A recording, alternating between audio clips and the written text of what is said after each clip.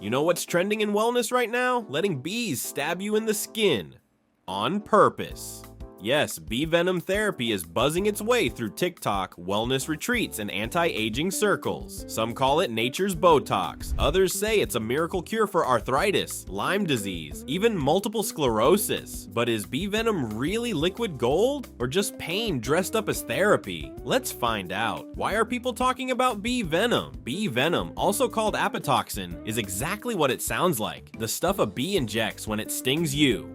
It's made up of enzymes, peptides, and proteins. Most famously, melittin. That's the compound that causes pain, redness, and swelling, but also happens to have some interesting biological effects. Wellness marketers have taken that and run with it. They sell bee venom creams, serums, supplements, and even bee sting facials. Gwyneth Paltrow swears by it, so naturally the internet went wild. Let's start with the promises. According to wellness blogs and influencers, bee venom can reduce wrinkles by boosting collagen, fight inflammation like a natural steroid, kill bacteria and viruses, treat arthritis, Lyme disease, and chronic pain, even support the immune system against conditions like MS. Sounds like the perfect supplement, right? Something between Botox, ibuprofen, and antibiotics. But when a product claims to cure everything, it usually cures nothing. What's actually in bee venom? Bee venom is about 88% water. The remaining 12% is the interesting stuff.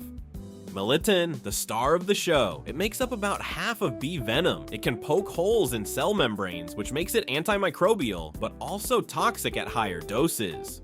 Apamine, a peptide that can cross the blood-brain barrier. Some think it could help with neurological conditions. Adolapin, thought to have anti-inflammatory and pain-killing effects, plus a cocktail of enzymes and amines that trigger inflammation, histamine release, and pain. So yes, there are biologically active compounds in bee venom. The question is whether they do anything useful in real humans or just in test tubes. Now for the science wrinkles plus anti-aging, there are a few small studies suggesting bee venom creams might improve fine lines by stimulating collagen, but these studies are tiny, often funded by skincare companies, and usually last only 6 to 12 weeks. Translation: promising, but not exactly the fountain of youth. Arthritis plus inflammation. Some animal studies and small human trials suggest bee venom acupuncture or injections might reduce joint pain and inflammation.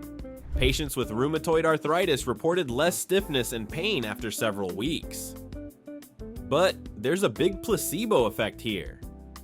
Pain studies are notoriously tricky and the quality of evidence is still weak. Lyme disease plus MS. Here's where things get dicey.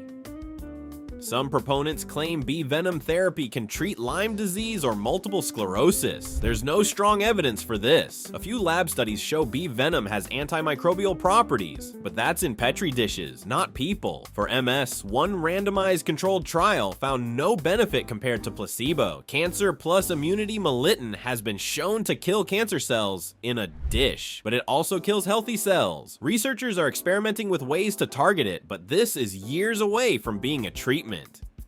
Let's crush the risks. Let's not forget, bee venom is literally designed to hurt you.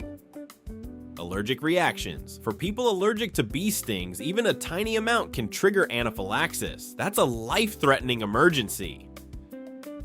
Skin reactions, swelling, redness, blistering. Not exactly the glowing skin you were promised.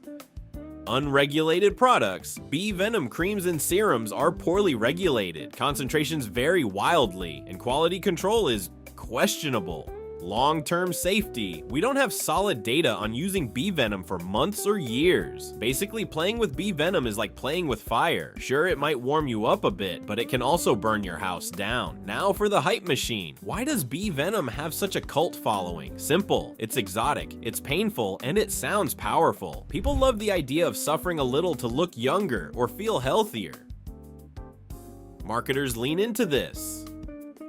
Bee venom paralyzes your face like Botox. It detoxes your body. It supercharges your immune system. And of course, celebrity endorsements fuel the fire. If Gwyneth does it, it must be good, right? Except, remember when she also recommended jade eggs? Yeah, what does the healthy skeptic say? So, should you run out and buy bee venom serum or start a backyard bee sting therapy session? Here's the bottom line. Bee venom is biologically active. It does interact with the body in real ways. There's some early evidence for wrinkles and joint pain, but the science is weak, inconsistent, and often biased. And the risks, especially allergic reactions, are not trivial. So yes, bee venom might have some potential, but right now, it's more buzz than breakthrough. The fun part. Would I try it? Personally, getting stung by a bee for wellness feels like paying for torture, but I may still do it. If you want to reduce inflammation, go for proven methods. Exercise, sleep, magnesium, omega-3s. If you want better skin, retinol and sunscreen are your best friends. If you want both, don't get stung, get skeptical. Healthy Skeptic wrap-up bee venom is a fascinating substance. Nature designed it to protect bees, not to cure your arthritis. Could science one day harness its compounds into real medicines? Absolutely. There is anecdotal evidence. But until then, bee venom therapy is more hype than healing. So the next time someone tries to sell you a $200 bee venom cream, remember, you're basically paying for a sting in a jar. Stay skeptical, stay curious, and I'll see you in the next one.